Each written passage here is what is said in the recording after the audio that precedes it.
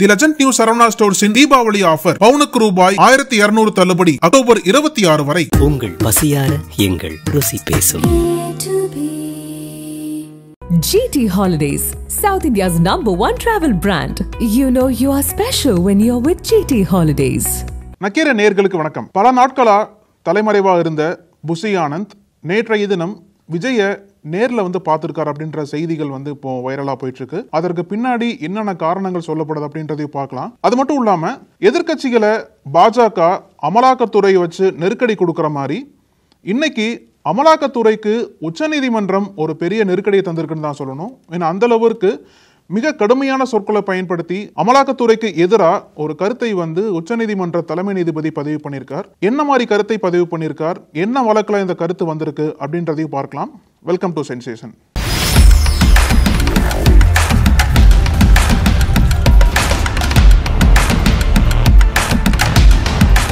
கிட்டத்தட்ட 16 நாட்கள் தொடர்ந்து தலைமறைவாக இருந்த தமிழக வெற்றி கழகத்தோட பொதுச் செயலாளர் புசி ஆனந்த் நேற்றைய தினம் வெளியில வந்திருக்கார். அவர் மட்டும் இல்லாம அவரோட சேர்ந்து தலைமறைவா இருந்த CTR நிர்மல்குமாரும் நேற்றைய தினம் வெளியில வந்திருக்காரு.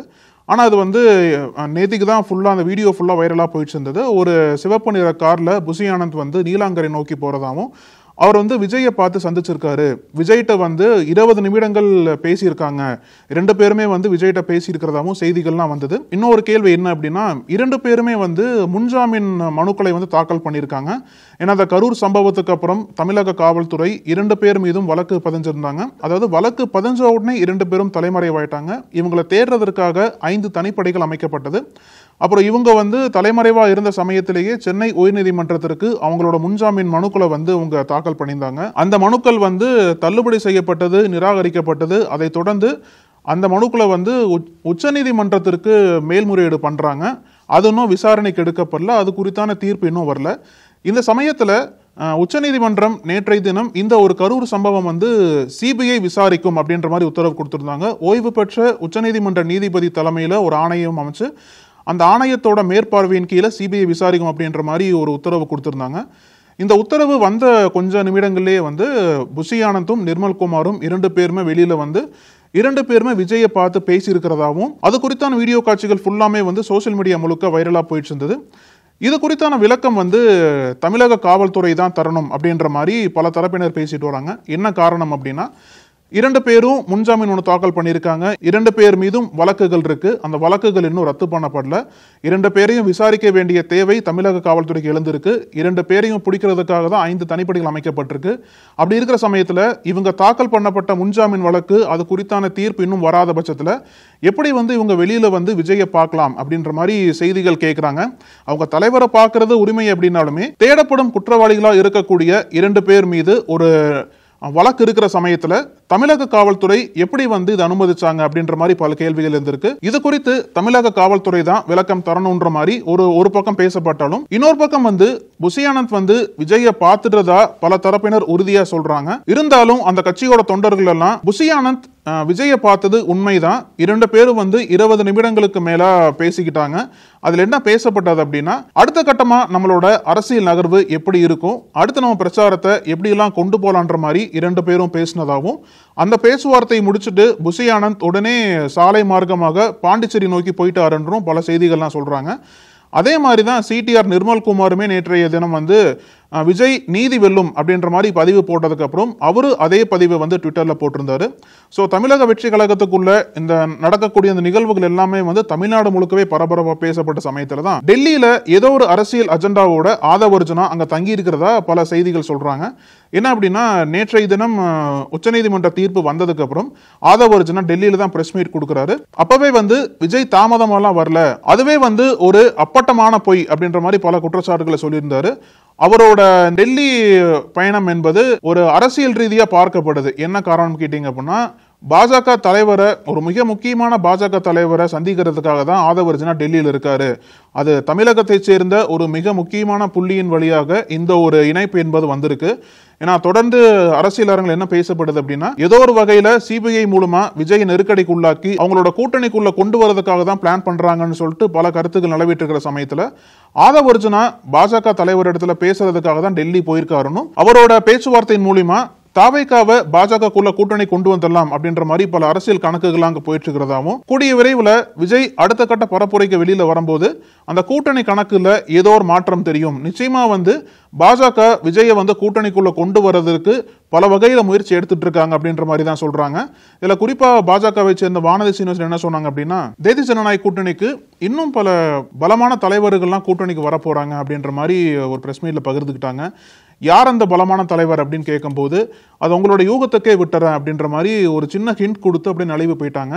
இதனால கூட என்ன பேசுறாங்க அப்படின்னா, அந்த பலமான தலைவரே விஜய் தான் அப்படின்ற மாதிரி ஒரு கணக்கு பார்க்கப்படுது. ஆனால் எடப்பாடி பழனிசாமி முன்னாடி பேசினது போல பிரம்மாண்ட கட்சி வரும்ன்ற மாதிரி சொன்னாரு, அதுவும் விஜய் தான் பேசினாங்க. இப்போ பாஜக பலமான தலைவர் எங்க கூட்டணிக்கு வர போறாங்கன்னு சொன்னதும் விஜயை குறித்து தான் பாஜக தலைவர்கள் பேசுறாங்க. ஆனா இதை பத்தி விஜய் இன்னும் வெளியில எதுவுமே தெரிவிக்கல. கூட்டணி குறித்து எந்த விதமான ஒரு அபிஷியல் ரியாக்ஷன் ஒரு இடத்துல இருந்து வரல. ஆனா இருந்தாலும் பாஜகவும் அதிமுகவும் கூட்டணிக்குள்ள இருக்க இரண்டு முக்கியமான கட்சிகளும் போட்டி போட்டு விஜய் இப்படியாச்சும் உள்ள கொண்டு வந்துடணும் அப்படின்ற மாதிரி வெளிப்படையா பல கருத்துக்களை பகிர்றாங்க. ஆனா உண்மையிலேயே விஜய்க்கு கூட்டணி சேர்ந்தா அவரோட அரசியல் கணக்கு எடுபடுமா, அவருக்கு அரசியல லாபம் இருக்குமான்னு பார்க்கும்போது இரண்டு வகையான கருத்துக்கள் முன்வைக்கப்படுது. ஒன்று, அவரோட கட்சி அந்த வரக்கூடிய தேர்தலில் ஏதோ ஒரு வகையில் மாற்றம் கொண்டு வரணும், ஒரு இண்டிபெண்டான ஒரு பேஸை அவங்க இது பண்ணணும் அப்படின்னா அவர் கூட்டணிக்கு போகக்கூடாது. விஜய் கட்சியோட வாக்கு வங்கியை முடிவு பண்றதுக்கு அவங்க தனித்து தான் போட்டியிடணுமே தவிர, ஒருவேளை கூட்டணிக்கு வச்சாங்க அப்படின்னா அது அவருக்கு ஒரு அரசியல் இறக்கத்தை தான் கொண்டு போய் விடும். ஏன்னா ஒரு முதல் தேர்தலே கூட்டணியோட சமாளிக்கும் போது அவங்களோட ஒரிஜினல் ஸ்ட்ரென்த் அந்த கட்சிக்கு தெரியாம போயிடும். இன்னொரு கணக்கு என்ன அப்படின்னா, இப்ப விஜயோட நோக்கம் திமுகவை வீழ்த்துறதா இல்ல அவரு ஆட்சிக்கு வரதா அப்படின்றதான் பாக்குறாங்க. அவர் ஆட்சிக்கு வரணும் அப்படின்னா தனித்து தான் போட்டி போடணும், ஒரு வழியே இல்ல நான் ஆட்சிக்கு வராட்டினாலும் பரவாயில்ல, திமுகவை வீழ்த்தணும் அப்படின்ற மாதிரி விஜய் செயல்பட்டார் அப்படின்னா அவர் வேணா கூட்டணியில் போய் சேரட்டும் அப்படின்ற மாதிரி இரண்டு கணக்குகள் வைக்கப்படுது. இதுல விஜய் எதுக்கு முன்னுரிமை கொடுத்து எதை எடுக்க போறாரு? ஏன்னா அவரு ஸ்ட்ராங்கா சொல்றது என்ன அப்படின்னா, அவங்க கட்சிக்காரங்க இன்னும் ஸ்ட்ராங்கா எதை நம்புறாங்க அப்படின்னா, அடுத்து 2026 நமக்கும் திமுக தான் போட்டி அப்படின்ற மாதிரி ஒரு நரேட்டிவ் செட் பண்ற சமயத்துல அப்ப திமுகவை வீழ்த்தி நம்ம ஆட்சிக்கு வந்துடலாம் அப்படின்ற நம்பிக்கையில அவங்க ஒரு ஸ்ட்ராங்கா இருக்காங்க கிரவுண்ட் லெவல்ல. ஆனா இங்க பாத்தீங்க அப்படின்னா திமுகவை எதிர்க்கணும் அப்படின்னா இப்ப தாவேகாவுக்கு ஒரு அரசியல் ரீதியான சிக்கல் வந்திருக்கு. ஒரு பக்கம் சுப்ரீம் கோர்ட் தீர்ப்பை விஜய் அவரோட முதல் வெற்றி அப்படின்னு கொண்டாடினாலும் அரசியல் ரீதியா பல சிக்கல்கள் பல சறுக்கல்கள் இருக்கிற சமயத்துல அவருக்கு கூட்டணி தான் இந்த வாட்டி சரியா வரும்ன்ற மாதிரி இன்னொரு கணக்கும் வைக்கப்படுது. ஸோ கூட்டணியை தேர்ந்தெடுக்க போறாரா இல்ல தனித்து போட்டி போட போறாரா, திமுகவுக்கு எப்படி ஒரு டஃப் ஃபைட்டா இனிமேல் விஜய் இருக்க போறார் அப்படின்றத பொறுத்து இருந்தா பார்க்கணும். அப்புறம் இன்னைக்கு இன்னொரு முக்கியமான நிகழ்வு என்னன்னா, பொதுவாகவே ஒரு கருத்து என்பது இருக்கு. அதாவது பாஜக ஆட்சிக்கு வந்ததுக்கு அப்புறம் அமலாக்கத்துறைக்கு வானளாவிய அதிகாரம் கொடுக்கப்பட்டிருக்கு. அமலாக்கத்துறையை பயன்படுத்தி பாஜக அரசுக்கு யாரெல்லாம் எதிர்ப்பு தெரிவிக்கிறாங்களோ எதிர்கட்சிகளை குறிவைத்து அமலாக்கத்துறையை பாஜக அரசு ஏவி அவங்கள அச்சுறுத்துறாங்க அப்படின்ற மாதிரி ஒரு பொதுவான குற்றச்சாட்டு என்பது இந்தியா முழுக்கவே எழுந்திருக்கு. அதனோட ஒரு பகுதியாக தான் இன்னைக்கு சுப்ரீம் கோர்ட் அமலாக்கத்துறையை நோக்கி பல காட்டமான கருத்துக்களையும் கேள்விகளையும் முன் வச்சிருக்காங்கன்னு சொல்லணும். தமிழகத்தில் பேசு பொருளாக மாறி இருக்கக்கூடிய ஒரு மிக முக்கியமான ஊழல் குற்றச்சாட்டு என்னன்னா டாஸ்மாக் ஊழல் குற்றச்சாட்டு. அதாவது இங்கே டாஸ்மாக்ல ஆயிரக்கணக்கான கோடி அளவுக்கு ஊழல் நடைபெற்றுக்கிறதாவும் அது குறித்து அமலாக்கத்துறை விசாரிச்சுட்டு இருக்கிற சமயத்தில் சமீபத்தில் அந்த மார்ச் மாதத்தில் டாஸ்மாகோட தலைமை அலுவலகத்தை அமலாக்கத்துறையினர் சோதனை போட்டாங்க. அது மட்டும் இல்லாமல் அங்கே இருக்கக்கூடிய அதிகாரிகளிடத்திலையும் அவங்க சோதனை பண்ணாங்க. அதிகாரிகளோட செல்போன் ஆகட்டும் அவங்களோட அஃபிஷியல் கம்ப்யூட்டர்ஸ் எல்லாத்தையும் எடுத்துட்டு அவங்க ஃபுல்லாக ஆய்வு பண்ணாங்க. இந்த ஒரு சோதனைக்கு அகைன்ஸ்டா தமிழ்நாடு அரசும் டாஸ்மாகும் சுப்ரீம் கோர்ட்ல வழக்கு தாக்கல் பண்ணியிருந்தாங்க. அது குறித்து தான் விசாரணை என்பது போயிட்டு இருக்கு. அந்த வழக்கு விசாரணை இன்னைக்கு வரும்போது இதுல சூடான விவாதங்கள் அங்க பகிரப்பட்டிருந்தது. அதை தொடர்ந்து தான் இந்த வழக்கை விசாரித்த உச்சநீதிமன்ற தலைமை நீதிபதி BR கவாய் தலைமையிலான அமர்வு அமலாக்கத்துறையை நோக்கி பல காட்டமான கேள்விகளை கேட்டிருக்கு.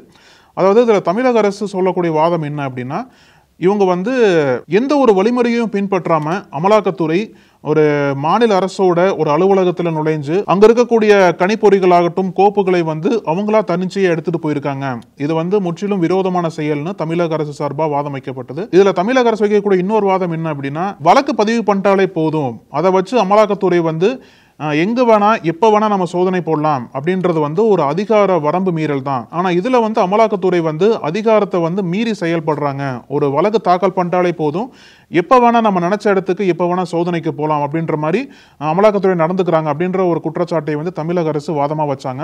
அது குறித்து தான் உச்சநீதிமன்ற தலைமை நீதிபதி என்ன கேட்டார் அப்படின்னா, உங்களுக்கு சந்தேகம் இருந்தாலே அந்த சந்தேகத்தை வச்சு எந்த அரசாங்க அலுவலகத்துக்கும் உள்ள போக முடியுமா, அந்த அலுவலகத்துக்குள்ள போயிட்டு எதை வேணா உங்களால சீஸ் பண்ண முடியுமா, என்ன நினைச்சிட்டு இருக்கீங்க அப்படின்ற மாதிரி காட்டமான குரல்ல அமலாக்கத்துறையை நோக்கி கேள்விகளை கேட்டிருக்கிறதாவும், இது அமலாக்கத்துறைக்கு ஒரு மிகப்பெரிய நெருக்கடியா வந்திருக்குன்னு சொல்றாங்க.